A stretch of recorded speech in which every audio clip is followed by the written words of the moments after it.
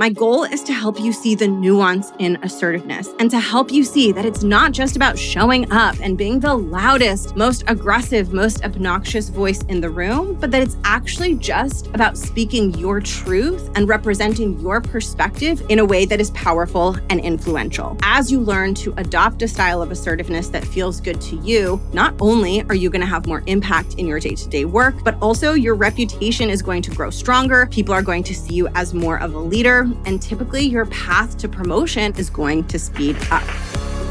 Welcome to The Art of Speaking Up, a podcast that helps professional women access the limitless potential that lies within them. I'm your host, Jessica Guzik, and my mission is to help you find that spark inside you that has the power to transform your career in ways you may not have thought possible. I'm so excited that you're here. And now, on to the show.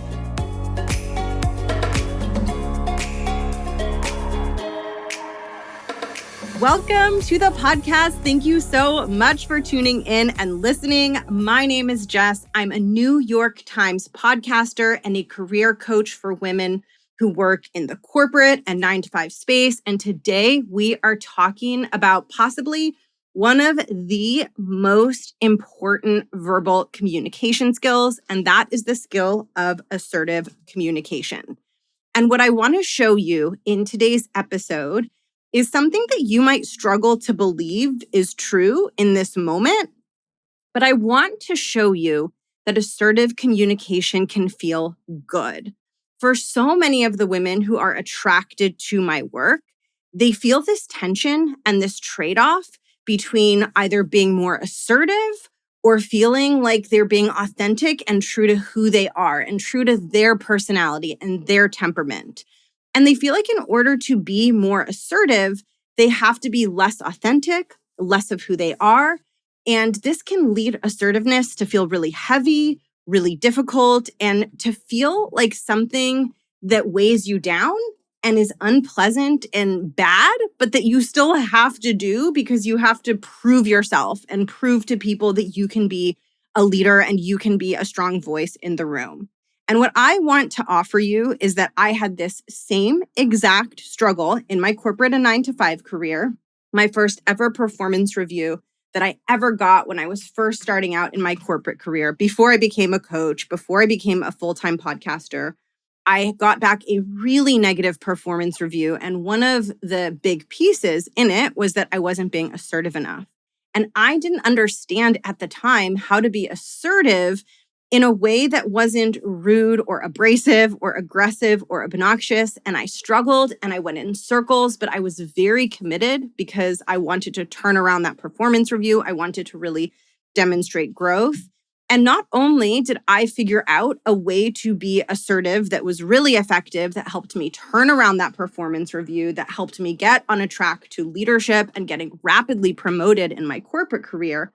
Not only that, but I was able to find a way to be assertive that felt good to me, that I genuinely enjoyed doing, that I didn't dread. And that's what I want to help you with in today's episode. And in today's episode, I'm going to demystify one of the reasons that assertiveness might feel really, really difficult. At a high level, assertiveness can feel difficult and sticky and frustrating because there are different ways to be assertive. I think of assertiveness as being a little bit like cheese.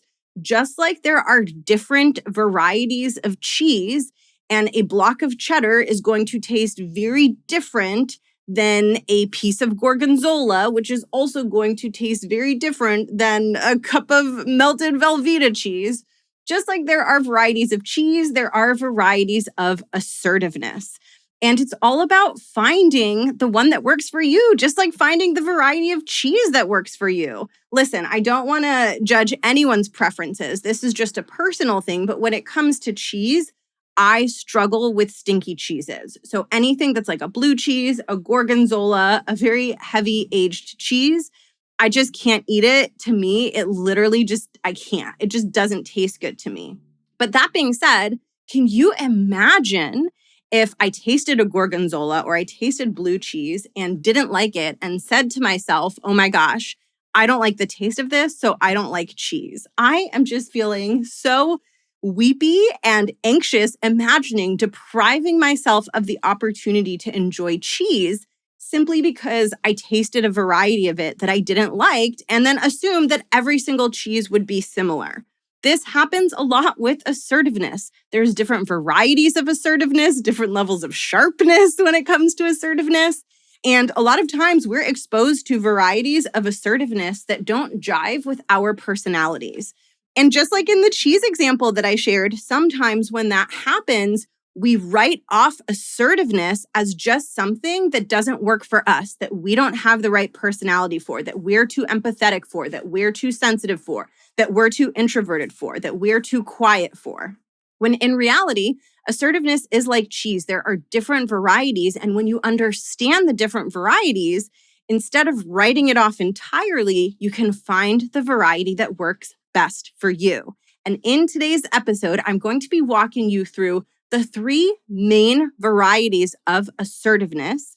I'm going to explain what each of them is. I'm also going to talk about why some of them might feel really bad and inauthentic and incongruent, and why other forms of assertiveness might feel really authentic and empowering and good. My goal is to help you see the nuance in assertiveness and to help you see that it's not just about showing up and being the loudest, most aggressive, most obnoxious voice in the room, but that it's actually just about speaking your truth and representing your perspective in a way that is powerful and influential. And of course, as you learn to adopt a style of assertiveness that feels good to you, not only are you going to have more impact in your day-to-day work, but also your reputation is going to grow stronger. People are going to see you as more of a leader. And typically your path to promotion and your path upwards to leadership is going to speed up. This is why it is so important to understand the different types of assertiveness and find what works for you. Now, in order for me to share the 3 types of assertiveness with you, I first have to define what assertiveness is so that we are all on the same page, because it's actually quite a subtle, nuanced thing when you really think deeply about it.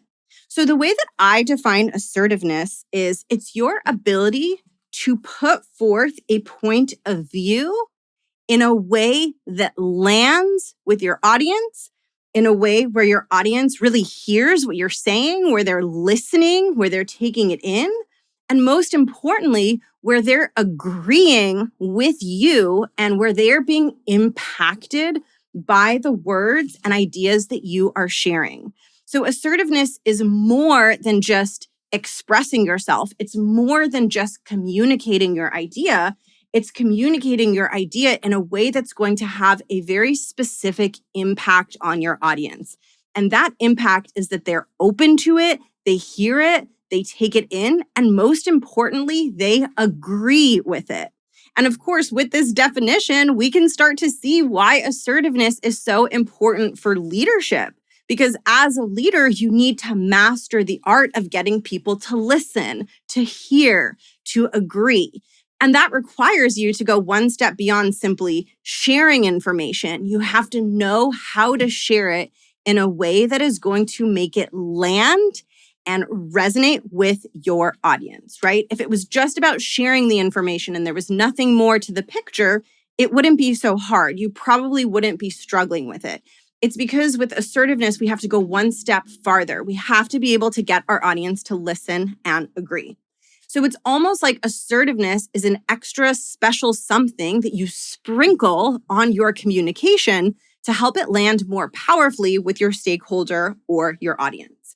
Now, this extra special something that you sprinkle onto your communication, I like to refer to as the mechanism. The mechanism is the extra thing that you do that is beyond just sharing the information. It is the extra secret sauce or fairy dust that you sprinkle on your communication that causes the communication to land more effectively with your audience. It is what unlocks your ability to effectively assert your opinion or your perspective. The reason that this is important is because this helps us separate 2 things that are often intertwined, but when we separate them, it's much easier to learn how to get good at them.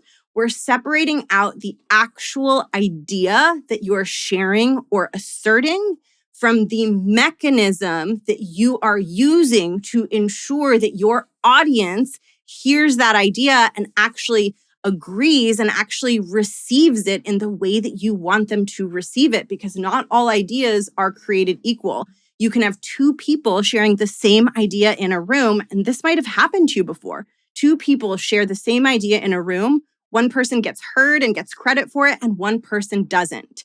Now, of course, sometimes there are external variables that impact whether you get heard and whether you get credit for what you suggested. But I want to focus on the elements that are within your control, because when you get good at them, the percentage of time that you do get heard and you are getting credit for your ideas tends to increase as your competence in communicating your ideas effectively and assertively increases. So I want to help you with the pieces that I know that I can help you evolve in and that I can help you improve upon. So I want you to think of the mechanism as the fairy dust or the special sauce that you sprinkle on your communication to make it more assertive, to ensure that people listen, to ensure that you are heard, to ensure that people want to go with your suggestion and follow you as the leader. So there are 3 different mechanisms that you can use to be assertive.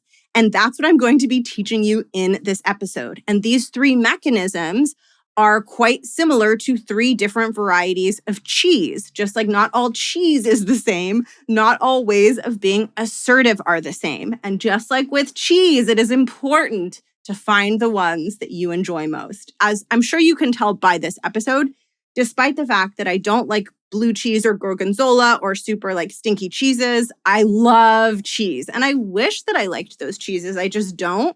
But I'm such a cheese person. If there's a cheese plate at a party, you will find me there like 85% of the time. As much as is socially acceptable, that's the percentage of my time that I will spend at the cheese plate, maybe sometimes more. Who knows? But anyway, the 3 mechanisms for layering assertiveness into your communication are number 1, force.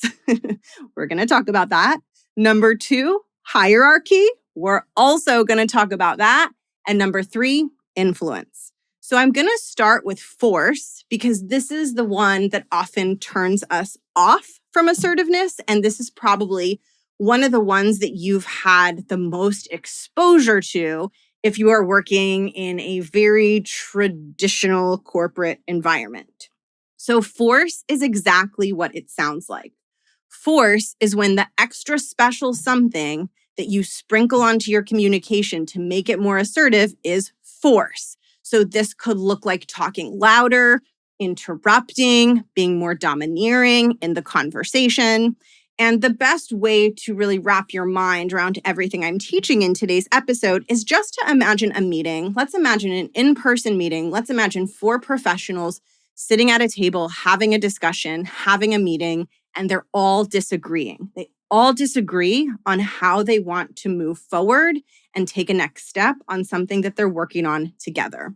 So this is a situation where assertiveness is required. If a disagreement is present and you need to get coworkers or stakeholders in the room to agree with you and go with your ideas and your suggestions, you have to know how to be assertive. So if you're using force as the mechanism to assert your ideas and get them heard and get people to agree with them, what that would look like in this example of these 4 people having this meeting is you would notice that one of them would be talking louder than everyone else, would be interrupting more frequently than everyone else, would be not listening to the others, would be speaking more than everyone else, would be taking up most of the space in the conversation. And what would eventually happen is the other people in that meeting, the other 3 people would agree with that person who is being more forceful. This happens a lot, right? This happens in the workplace. This happens in life. Sometimes the person who's being the most forceful, the most pushy, the loudest, interrupting the most, ends up getting what they want, ends up getting heard. And this can be incredibly frustrating if you are one of the people in the room who isn't loud and who isn't being heard, right? It can be really, really difficult. Now, what's so tricky about assertiveness is that while force is not my preferred method of assertiveness, and for most of my clients and most of the women who listen to my podcast, it is also not their preferred mechanism for assertiveness, even though it's one that I don't prefer and probably one that you don't prefer, it's one that we see a lot in corporate environments. And not only do we see it a lot, but it works. Force is a form of assertiveness that works. Being forceful in a room, being domineering in a room, interrupting, taking up all the space, being very pushy, that can work. You can get people to listen to you and hear your opinion by doing that. And you will watch people do that and you will watch them be successful in doing that. And you, if you're anything like I was, you will feel frustrated and anxious and discouraged because in your quest to become more assertive, you will look around for examples of people who are doing it so you can emulate those examples. And when you find people being assertive through force, you're going to feel discouraged because you don't want to do it that way. And when you find people doing it through force, it's really easy to then think, oh, like that is what assertiveness is. So rather than thinking like, oh, that's one way you could do it and that's one way that works, you think it's the only way. It's exactly like what I said at the beginning of today's episode. It's as if you try a type of cheese that you really don't like and you have no idea that there are other types of cheese. And for the rest of your life, you miss out on the gloriousness that is cheese. That is what happens with forcefulness. It's often the most noticeable, most predominant form of assertive communication. And when we see it, we get really upset because not only do we feel like it's not congruent with our personality and it's not how we want to show up, but we also know that like to get promoted and to step into leadership roles, you have to be more assertive. So you start to feel like the only path to the career that you want is you showing up in a way that you don't want to show up. And that can be incredibly discouraging. And I see this with my clients a lot. They think that they're going to have to make like this massive trade-off as they move into leadership. And they're going to have to let go of their personality and speak like someone they're not and become someone they're not. And I just want to offer to you that not only is this not true, but having a more empathetic, welcoming, understanding personality and temperament can be a differentiator for you, even in more traditional corporate environments. I will tell you that in my career, one of the things that helped me get ahead faster is that I built interpersonal connections really, really quickly because people saw me as being refreshing and warmer and more friendly than other leaders they had been exposed to. And they liked that about me. It didn't work against my credibility as a leader. It worked for my credibility as a leader. So I just want to seed this idea in your mind that being someone who's not super aggressive and being more on the empathetic side, maybe more on the introverted side, that can work in your favor if you know how to use it in your favor, which is what I'm going to be talking about as we get deeper into this episode. Okay, so I've covered the first way to be assertive, which is through force. I don't recommend this. This didn't work well for me. This is not really how I coach my clients, and my philosophy behind strong verbal communication isn't about being forceful or domineering. So it's not something I'm going to recommend. If it's something that you're trying to learn, probably my work isn't the place where you're going to learn that because that's not what I do and not what I teach. However, the second and third varieties of assertiveness are probably going to be much more relevant and useful for you in your career. Now, before I dive into the second way that you can be assertive, I wanted to take a quick break to let you know of a free resource that I think you're going to love. It's an ebook. It is totally free, and it is called The Smart, Ambitious Woman's Guide to Assertiveness in the Workplace. I created this ebook because I wanted to help you become more assertive. And specifically, I wanted to go beneath the surface level tactics of assertiveness. And I wanted to help you overcome some of the mindset obstacles that can really get in the way of you communicating assertively. If you're ready to develop a stronger, more authoritative voice, and if you want some step-by-step guidance to help you speak with more assertiveness, more authority, more certainty in the workplace, you are going to love this free ebook. You can grab it by heading over to www.assertivenessebook.com, or you can click the link in the show notes. That's assertivenessebook.com, all one word, or you can click the link in the show notes. So many of my clients have told me that their first breakthrough came from the ideas and suggestions that I share in this ebook. I hope you enjoy it. And now let's get back into the flow of the episode. So remember, we're talking about the 3 ways that you can be assertive. And the first way is through force. We covered that. We don't like that. It feels icky. It feels bad. Let's talk about the second and third ways. So the second way that you can be assertive, or the second mechanism you can adopt to make your communication more assertive, is hierarchy. This doesn't get talked about, but this is incredibly important. Typically, if you work in a corporation or an organization, a business-based organization, or really any other organization, there's a hierarchy where you have leaders who are at the top of the hierarchy, and then you have all the people that report into them.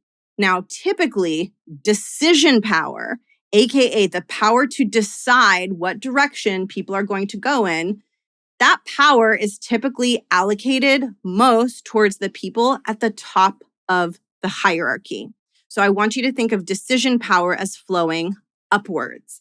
So if we go back to this fictional example of 4 people sitting in a meeting and they all disagree, using hierarchy to assert would look like one of the 4 people saying something like, listen, I know y'all want to do it this way, but we're just going to go ahead and do it the way that I prefer. And they're not like being forceful, they're not being aggressive, they're not being pushy, but everyone's going to agree with them because they're the boss, right? Because hierarchically, if that's even a word, they get to decide. So there's an automatic assertiveness built in. They don't have to push for it through force because they hold more decision-making power. They get the final word. Now, this is important to name and call out. It's important to name the fact that we can use hierarchy and decision power to get what we want and to assert our direction and perspective, but it only works in situations where we're at the top of the hierarchy in the room, which isn't going to be all of the time, right? We're going to be in rooms where we're with our peers, or maybe we're even in rooms with leaders and we're trying to manage up and get the leaders to buy into our perspective. So we need to go beyond relying on hierarchy as the mechanism for our assertive communication.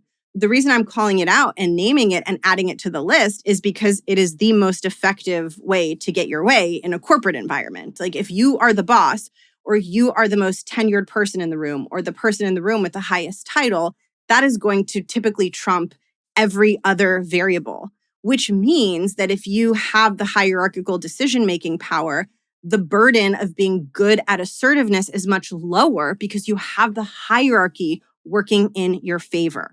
Now, this is really important for me to call out for you because what I don't want you to do is be in a room where there is someone who is at the top of the hierarchy sharing something and everyone's agreeing with them. And you're looking at them and being like, wow, they're so good at assertiveness. I should copy what they're doing. No. Like you have to remember that if the power dynamic is supporting them and being assertive, then it's going to be way easier for them to assert themselves. And they actually don't have to be very good at it. And they don't have to do anything special or anything extra.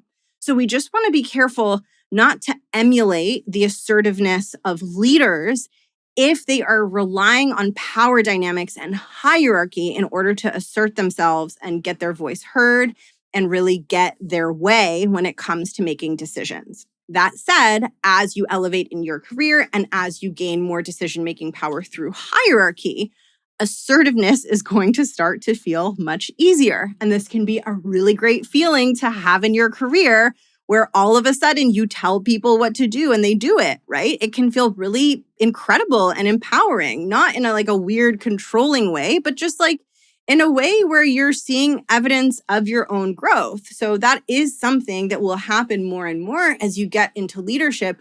You won't always feel like you're fighting so hard to get heard, or at least there will be certain rooms where you don't feel that way.